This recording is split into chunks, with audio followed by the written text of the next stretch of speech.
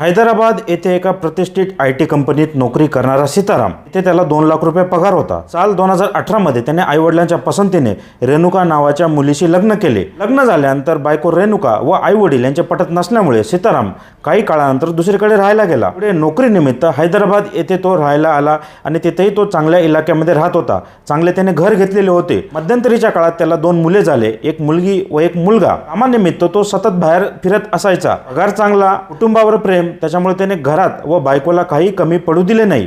पण कामानिमित्त तो जेव्हा बाहेर जायचा तेव्हा त्याच्या बायको रेणुकाचे प्रकरण सुरू व्हायचे। रेणुकाचे हॉटेल व्यावसायिक रामण्णा सोबत संबंध होते। रामण्णाची ओळख तिच्याशी इंस्टाग्रामवरून झालेली होती। जेव्हा सीताराम बाहेर जायचा तेव्हा ती रामण्णाला अगदी भेटायला जायची किंवा त्याला घरी बोलवून त्याच्यासोबत चाळे करायची आणि संपूर्ण जे पण चाळे करायची त्याचे ती व्हिडिओ रेकॉर्डिंग पण करायची। रामण्णा सोडून तिचे इतर 6 पुरुषांबरोबरही संबंध होते। कॉलेजच्या वेळेचे मित्र आयप्पा आणि शिवा यांच्यासोबतही तिचे संबंध होते। जेव्हा सीताराम बाहेर असायचा तेव्हा ती त्यांच्यासोबत रात्रभर इंस्टाग्रामवर चॅटिंग करायची किंवा त्यांच्यासोबत कपडे काढून व्हिडिओ कॉलवर रात्रभर बोलत बसायची। मुलांना ती एका रूममध्ये कोंडून द्यायची। पण पुढे कालांतराने रामण्णाला आयप्पा व शिवा यांच्याबद्दल कळाले। तेव्हा रामण्णाने रेणुकाकडे तिचे जे रेकॉर्ड केलेले व्हिडिओ आहेत ते मागितले आणि त्याने सांगितलं की हे व्हिडिओ फक्त मी एकदा पाहण्यासाठी घेत आहे, त्यानंतर ते मी डिलीट करून टाकणार। पण रामण्णाने ते व्हिडिओ डिलीट केले नाही,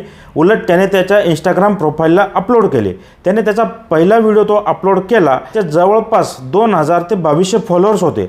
सगळ्यांपर्यंत हा व्हिडिओ पोहोचला। तो व्हिडिओ व्हायरल होतो आहे हे रेणुकाला समजल्यानंतर तिने रामण्णाला विनंती केली की हा व्हिडिओ काढून टाक। तेव्हा रामण्णाने सांगितलं की तुझे संबंध फक्त माझ्यासोबत आहेत, माझे तुझ्यावर प्रेम आहे, त्यामुळे तू त्या आयप्पा आणि शिवासोबत कॉन्टॅक्टमध्ये राहू नको। त्यांना कळावे की तुझे माझे प्रेम प्रकरण चालू आहे हे दाखवण्यासाठीच मी हा व्हिडिओ इंस्टाग्रामवर टाकला। पण जेव्हा रामण्णा व्हिडिओ डिलीट करत नाही हे रेणुकाला समजल्यावर तिने घाबरून सीताराम याला या सगळ्या गोष्टी सांगितल्या। सीतारामचे तर पहिले पायाखालची जमीन सरकली। पुढे अजून तिने बॉम्ब फोडला व सांगितले की माझे फक्त रामण्णा सोबत संबंध नसून आयप्पा, शिवा व इतर अजून 3 ते 4 जणांबरोबर माझे संबंध आहे। कॉलेज जीवनापासून मी वेगवेगळ्या व्यक्तींबरोबर संबंध ठेवत आलेले आहे, तसेच मला सिगरेट, दारू याचेही व्यसन आहे। या सगळ्या गोष्टी सीताराम याला समजल्यानंतर त्याच्या पायाखालची जमीन सरकली। तरी पण त्याने धीर धरला व रेणुकाला मदत करायचे ठरवून तो पोलीस स्टेशनला गेला। पोलीस स्टेशनला कंप्लेंट केल्यानंतर पोलिसांनी रामण्णाला पकडले व त्याच्या इंस्टाग्रामच्या अकाउंटवरनं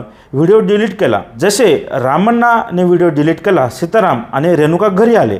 घरी आल्यानंतर रामण्णाने दुसरा व्हिडिओ पुन्हा इंस्टाग्राम अकाउंटला अपलोड केला। तर त्यावेळेस सीताराम कामानिमित्त थोडा बाहेर गेलेला होता। रेणुका एकटीच पुन्हा रामण्णाच्या घरी गेली। तिने रामण्णाला व्हिडिओ डिलीट करायला सांगितला। रामण्णाने व्हिडिओ डिलीट केला नाही।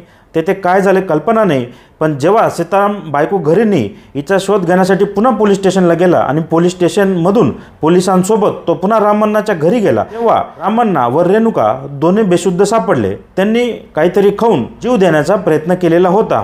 ते बेशुद्ध असल्यामुळे त्यांना हॉस्पिटलमध्ये दाखल केले। रेणुका काही दिवस हॉस्पिटलमध्ये होती। हॉस्पिटलमधनं डिस्चार्ज झाल्यानंतर रेणुकाला तिचे आईवडील आपल्या घरी घेऊन गेले। सीताराम त्याच्या 2 मुलांसोबत हैदराबाद येथे आपल्या घरी राहत होता। काही काळ गेल्यानंतर रेणुकाच्या आईवडिलांनी सीतारामची भेट घेऊन त्याला समजून सांगितले। सीतारामनेही पुन्हा एकदा रेणुकाला चान्स देण्याचे ठरवले। पण कुत्र्याची शेपूट ही कितीही आपण सरळ नळीमध्ये घातली तरी ती तिरपीच राहते।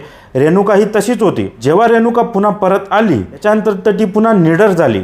आता तिला कसलेच धरबंधन राहिले नाही। पहिले तरी ती लपून छपून हे प्रकरण करायची, आता सीतारामला सांगून सगळे करायला लागली। सांगायची की मला रामण्णाला भेटायचे आहे, मला याला भेटायचे आहे, मला त्यांच्यासोबत हे चाळे करायचे आहे, मी चालली आहे। सिगरेट, दारूचे व्यसन पण त्याला ती सांगायची। मधल्या काळात सीताराम यांच्या वडिलांनी सांगितल्याप्रमाणे रेणुका व रेणुकाच्या आईवडिलांनी सीताराम याला बराच त्रास दिला, बराच मानसिक छळ पण केला होता। तरी सीताराम काही ना काही करून आपल्या मुलांसाठी ॲडजस्टमेंट करून या गोष्टी टाळत आला।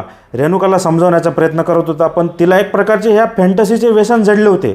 आज एक पुरुष झाला का उद्या दुसरा पुरुष, असे तिचे जवळपास 7 पुरुषांबरोबर संबंध होते। शेवटी जानेवारी 2026 मध्ये सीताराम आपल्या मित्रांसोबत कामानिमित्त गोव्याला गेला होता। तिथे 3 ते 4 दिवस राहिला आणि जेव्हा तो तिथनं परत आला तेव्हा त्याने घरी आल्यावर पाहिले की त्याच्या घरातून त्याच्या मुलाचा रडण्याचा आवाज येतोय, घराला बाहेरून कुलूप आहे। तेव्हा सीताराम मध्ये आतमध्ये गेला व रेणुकाला त्याने फोन केला। तेव्हा समजले की ती रामण्णाला भेटायला गेलेली आहे। मुलगा आत घरात कोंडलेला मुलगी पण कुठेतरी तिने सोडलेली आणि रामण्णाला ती भेटायला गेलेली होती. त्यानंतर सीताराम याचा पारा चढला. जेव्हा रेणुका घरी आली तेव्हा दोघांचे तुफान भांडण झाले. पण रेणुका तरी पण ऐकण्याच्या मनस्थितीत नव्हती. ती अशी म्हणायची की मी रामण्णासोबत आणि इतर पुरुषांसोबत संबंध ठेवणार, तुला काय करायचे ते कर. शेवटी 8 फेब्रुवारी 2026 या दिवशी सीताराम वैतागला. त्याने एक प्रकारची आपल्या शेवटच्या जाण्याच्या आधीची एक मोठी 19 पेजेसची नोट लिहिली, PDF तयार केली. PDF त्याने व्हॉट्सॲप, फेसबुक, इंस्टाग्रामवर शेअर केली, त्याच्या वडिलांनाही पाठवली आणि हैदराबाद येथील हुसेन सागर तलावात जाऊन त्याने आपला आयुष्य संपवले. हे वडिलांना समजल्यानंतर वडील आले. दुसऱ्या दिवशी सकाळी सीताराम तलावात बुडलेला सापडला. त्याला जेव्हा बाहेर काढले तेव्हा त्याच्या खिशात एक पेनड्राईव्ह सापडला. पेनड्राईव्हमध्ये त्याच्या फायनान्शियल डॉक्युमेंट होते, त्याचे घर, शेती वगैरे ह्या गोष्टींची तर माहिती होतीच, पैशांची माहिती होतीच. सोबत रेणुकाचे विविध पुरुषांसोबतचे असलेले व्हिडिओ त्याने त्या पेनड्राईव्हमध्ये ठेवलेले होते. ते व्हिडिओ पेनड्राईव्ह घेऊन सीताराम याच्या वडिलांनी पोलीस स्टेशनमध्ये दिले. पोलीस स्टेशनमध्ये त्यावेळेस व्हिडिओ दिल्यानंतर पोलिसांनी सांगितलं की आता आम्हाला अजूनही सबळ पुरावा नाहीये रेणुकाला अरेस्ट करण्यासाठी. त्याच्यामुळे त्यांनी नॉमिनल एक केस नोंदवली आणि त्यावर पुढील तपास ते करत राहिले. जवळपास एप्रिलच्या अखेरीमध्ये पोलिसांनी सगळी माहिती शोधली, सगळे कॉल रेकॉर्ड, सगळे चॅटिंग, त्याच्यानंतर हे व्हिडिओ, सगळ्यांचे संबंध जोडून शेवटी पोलिसांनी रेणुका, रामण्णा व रेणुकाचा अजून एक बॉयफ्रेंड याला अटक केली. पण अटक केल्यानंतरही होण्याच्या पूर्वीच रेणुकाने रामण्णासोबत विवाह केलेला आहे अशी बातमी न्यूज पोर्टलमधनं कळत आहे. आता तुम्ही विचार करू शकतात, एक पुरुष जो आपल्या परिवारासाठी सगळं करतोय, मेहनत करतोय, बायकोला हवं नको त्याच्या परिस्थितीनुसार सगळं आणून देतोय, कुठल्याही गोष्टीची कमतरता पडू देत नाहीये. पण त्याची जी बायको आहे तिला ह्या गोष्टीचे व्यसन कॉलेज जीवनापासून लागलेले होते आणि ही गोष्ट रेणुकाच्या आईवडिलांनी पण लपवून ठेवली. ती लपवून ठेवल्यामुळे सीताराम कामानिमित्त बाहेर जायचा, पैसा हातात मुबलक होता, सोशल मीडिया होता, फोन होता, त्याच्यामुळे तिला कुठल्याही गोष्टीचे धरबंधन राहिले नाही आणि ती पाहिजे तशी वागत राहिली. तर आजच्या पुरुषांनी, लग्न झालेले खास जे पुरुष आहेत त्यांनी यातनं काय बोध घ्यायचा? कारण पूर्वी आपण जे सिनेमा पाहायचो किंवा TV मध्ये पिक्चर पाहायचो, सिरियल पाहायचो, त्यातल्या बऱ्याचशा गोष्टी आपल्याला हव्याशा वाटायच्या. पण तेव्हा आपल्याला एक गोष्ट माहिती होती की सिनेमा किंवा TV मधील जे पण आहे ते एक प्रकारे आपल्यापासून खूप दूर असणारी गोष्ट आहे. ती आपल्याकडे येऊ शकत नाही, आपण ती अनुभवू शकत नाही. पण त्यामुळे आपण तो पिक्चर पाहून, TV पाहून, सिरियल पाहून तिथल्या तिथे सोडून द्यायचो. पण आजचं हे सोशल मीडियाचं जग, खास करून इंस्टाग्रामचं जग आहे, हे आता इतकं जवळ आलं आहे की बाकीचे लोक जे करतायत ते बघून आपल्यालाही ते करण्याची इच्छा होते आणि त्याच्यासाठी मग काही करण्याची तयारी वाढत जाऊ राहिली. खास करून कामानिमित्त बाहेर पडलेला असतो. जे पुरुष बाहेर फिरत राहतात त्यांनी घरात मोबाईलवर काय चालू आहे याकडे लक्ष द्यायला हवे. आणि हे एकच प्रकरण नाही आहे. सोशल मीडिया, खास करून इंस्टाग्राममधून घडलेले देशभरात ह्या वर्षाचे अनेक प्रकारांमधलं हे एक मोठं प्रकरण आहे. पण असे अनेक प्रकरणं घडतच आहे. आता पोलीस पुढे काय करतात, सीतारामला नाही भेटेल का नाही भेटणार हे माहीत नाही. पण ही परिस्थिती का आली? सीतारामने घराकडे दुर्लक्ष केले, मुबलक प्रमाणात पैसा देऊन दिला, हातात मोबाईल, मागे तू काही कर, असं चालणार नाही. घरात थोडं लक्ष असूच द्या. पैसा कुठे जातोय, मोबाईलचा वापर कसा होतोय आपल्या पाठीमागे, याकडे लक्ष असू द्या. शेवटी काही झालं, पुरुष कसाही असला तरी कुटुंबाची काळजी असते. पण शेवटचे फलित काय? आता सीताराम गेला, आता त्याच्या मुलांवर जीव होता, आता मुलांचं काय होणार? रेणुकाचं तर मुलांवर जीव नव्हतात, प्रेम नाहीच आहे. आणि माझ्या मते आता काही न्यूज पोर्टलच्या बातमीनुसार मुलं आता सीतारामच्या आईवडिलांकडेच आहेत.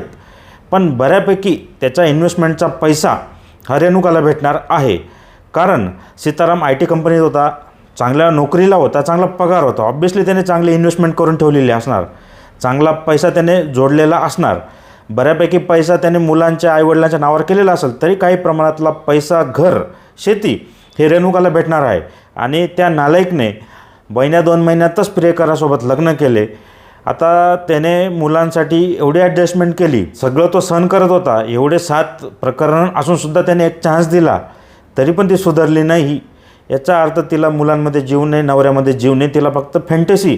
पुढे ती रामण्णालासुद्धा सोडून देणार, अजून एक पकडणार. कारण तिला हे व्यसन लागलं आहे, हे तिला फॅन्टसीचं वेड लागलेलं आहे. पण तुम्ही बघू शकतात आज मुलांचं काय होणार. आता सीतारामच्या आईवडील किती वर्ष जगणार, त्या मुलांचा कोण सांभाळ करणार? त्यामुळे हा व्हिडिओ तुम्हाला आवडला, व्हिडिओला लाईक, चॅनलला फॉलो, सबस्क्राईब करा. धन्यवाद.